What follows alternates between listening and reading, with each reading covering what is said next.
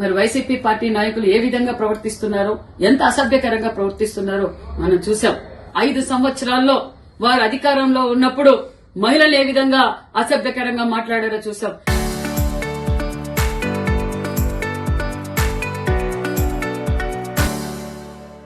యువతను ఏ విధంగా అసభ్యకరంగా మాట్లాడారో చేశారు. మరి మేధావులను ఏ విధంగా అవమానపరిచారో చూసాం. అమరావతి రైతులను ఏ విధంగా అవమానపరిచారో చూసాం. ప్రజలందరూ ఇది చూసే జగన్మోహన్ రెడ్డి గారికి 11 సీట్లకే పరిమితం చేసి బుద్ధి చెప్పారు. మరి ఇంకా వీళ్లలో మార్పు రాక ఇంకా ప్రజల్లోనూ మరి రోజు రోజుకి దిగజారి చిల్లర రాజకీయాలు చేస్తూ అసభ్యకరంగా మాట్లాడుతున్నారంటే మరి రాంబాబు గారికి మేము తెలియజేసేది ఒకటే, రాంబాబు గారు మీరు మీ అధినేత రాష్ట్ర ప్రజలందరికీ క్షమాపణ చెప్పాలి. ఈ రోజు మీరు అసభ్యకరంగా మాట్లాడారు. మీరు అధికారంలో ఉన్నప్పుడు, మా ముఖ్యమంత్రి గారు ప్రతిపక్షంలో ఉన్నప్పుడు మేము ఏ విధంగా మాట్లాడామో, ఏ విధంగా రాష్ట్ర ప్రజల కోసం పోరాటం చేశామో ప్రజలందరూ మమ్మల్ని చూశారు. ఈ రోజు మేము అధికారంలోకి వచ్చాం. అధికారంలోకి వచ్చిన తర్వాత మాకు చంద్రబాబు నాయుడు గారు నేర్పింది సంస్కారంగా మాట్లాడండి, రాష్ట్ర ప్రగతి కోసం పోరాటం చేయండి, ఎవరిని రపరప నరకద్దండి, ఎవరిని రెచ్చగొట్టొద్దండి, ఎవరిని అసభ్యకరంగా మాట్లాడొద్దండి మా నాయకులు ముఖ్యమంత్రి చంద్రబాబు నాయుడు గారు మమ్మల్ని ఆదేశించారు. మేము చూస్తూ ఉన్నామనుకుంటున్నారేమో, చట్టం తన పంతం చేస్తుంది. మా యువగల అధినేత నారా లోకేష్ బాబు గారు ఒక్క మాట చెప్తే మీ వైసీపీ నాయకులు ఒక్కరు గడప దాటి కూడా బయటికి రారన్న విషయం తెలియజేస్తున్నాం.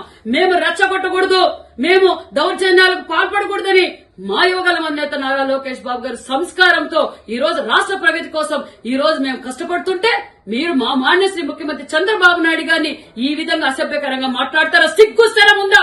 మనిషి అయితే నువ్వు మాట్లాడతావా రాంబాబు? నువ్వు యావత్ ఆంధ్రప్రదేశ్ ప్రజలందరికీ ఈ రోజు బహిరంగంగా మీరు క్షమాపణ చెప్పాలి, లేకపోతే చట్టం తన పనిచేస్తుంది.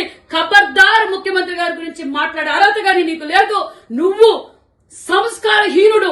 నువ్వు ఏ విధంగా మంత్రిగా ఉన్నప్పుడు పనిచేశావో యావత్ ప్రజలు చూశారు. నువ్వు మహిళల పైన ఏ విధంగా ప్రవర్తించావో మహిళలందరూ చూశారు.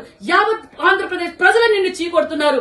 ఈ రోజు మరింత దిగజారిపోయి ఈ రోజు ముఖ్యమంత్రి గారు మాట్లాడావంటే నువ్వు ద్రోహి, మహిళా ద్రోహి, యువత ద్రోహి. నీ అంత సంస్కారహీనులే లేరన్న విషయం కూడా తెలియజేస్తున్నాం. మరొక్కసారి నీకు తెలియజేస్తున్నాం, ఖబర్దార్. మా యువగల అధినేత అనుకుంటే ఒక్కడు కూడా నువ్వు బయటకు పెట్టలేవు. మేము నీకు సంస్కారవంతులం. మేము మీ అధినేత మీకు అది నేర్పలేదు. ఈ రోజు మా చంద్రబాబు నాయుడు గారు మమ్మల్ని అభివృద్ధి ధ్యేయంగా పనిచేయండి, ప్రజల కోసం పనిచేయండి అని చెప్తున్నారు. మేము రెచ్చపోతే ఒక్క గంట కూడా మీరు తట్టుకోలేరన్న విషయం కూడా మీకు తెలియజేస్తున్నాం. Local to global news at your fingertips. మీ చేతిలో ఒక ఆయుధం. Download Raw TV app. Media legend Ravi Prakash is back.